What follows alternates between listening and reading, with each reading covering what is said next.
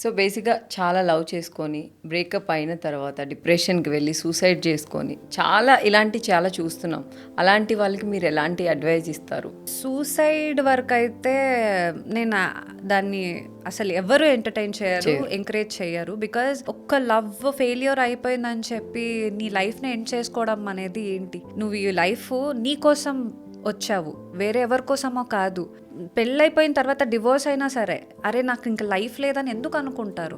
నీకు సెట్ అవ్వట్లేదనే కదా నువ్వు బయటికి వచ్చేసావు. బయటికి వచ్చిన తర్వాత ఎందుకు డిప్రెషన్కి వెళ్ళి నువ్వు వెళ్ళి సూసైడ్ చేసుకుంటావు? నీకు అంత ఇష్టం ఉండుంటే నువ్వు బ్రేకప్ చేసుకోకు, భరించాలి.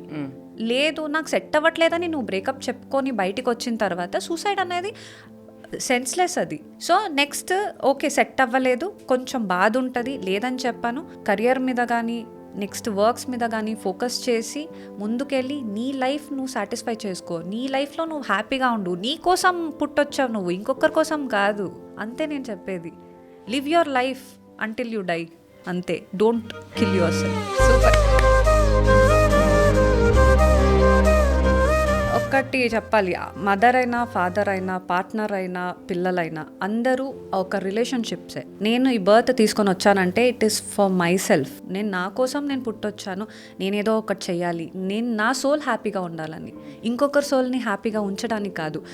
ఈ ప్రాసెస్లో ఇవన్నీ ఒక రిలేషన్షిప్ ఫామ్ అవుతాయి. వాటి కోసం డోంట్ స్పాయిల్ యువర్ సెల్ఫ్. అంతే. సూపర్.